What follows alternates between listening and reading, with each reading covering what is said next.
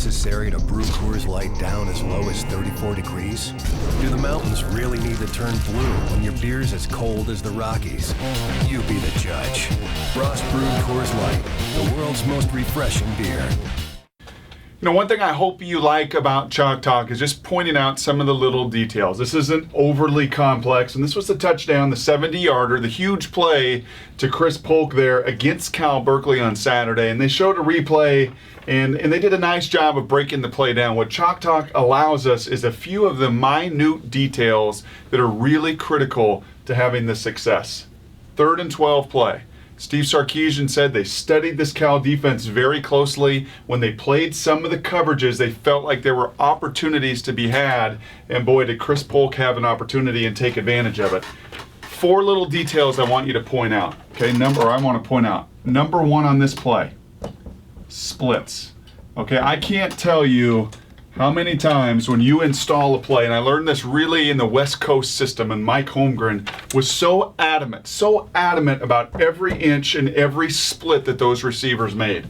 So when you watch a replay of this and you look at Austin Seferian-Jenkins and James Johnson in these situations, where they line up is essential. If they are too tight to the tackles, these two safeties, their landmarks are going to come in a little bit. They widen out, and it helps stretch the free safety and strong safety just a bit. And when those guys widen out, it just naturally, for those safeties, as they look at what's in front of them, it also just adds more width to the field. So look at the splits of those two inside receivers. Secondly, they're going to run corner routes. All this is a little smash corner. This isn't some overly complex. You're going to find 8th grade systems. I think that's on John Madden, even John Madden football number 1. Okay, this concept is not rocket science. What is, again, premium and of importance is look at the alignment. So not just the split, okay? The fact that these two guys, Ferry and Jenkins Johnson, are on the ball.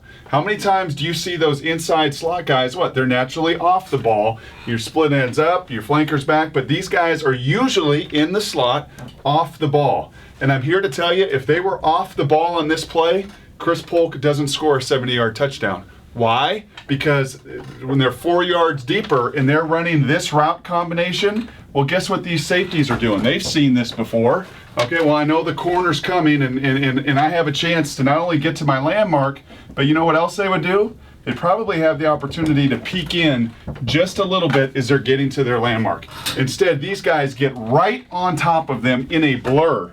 And give credit to Jenkins. He doesn't look like any left tackle. He is bursting and getting right into the eyes and the vision of these safeties. See, they're immediately impacting them because their release is really 3 to 4 yards faster, if that makes sense. They get on top of them and force them to get those wide splits. Number 3 is really Chris Polk, and he deserves a ton of credit on this. Because so often, and this is where you see the old receiver in him, okay, you take a little running back and you say, I want you to run a seam route, and you got to beat the linebacker, and these guys will naturally come through and try to give a little something and fake and go. Chris Polk says, nope, I'm getting A to B as fast as I can possibly get. Watch his route. There is no faking. There's no stem. He doesn't have time to do that. If he waits, if he hesitates, again, these safeties have to get the width they do to make the play he made. He doesn't waste time. He gets A to B. And really, this is why you saw Tampa 2 come into play. That cover 2, okay, so this is cover 2 by Cal. Okay, they're clouding underneath. The corners come up and press. The safeties have half the field. And picture Brian Urlacher, any Colts linebacker, what did they do? They turned and they ran. That's Tampa 2, cover 2 with the linebacker flying out of there.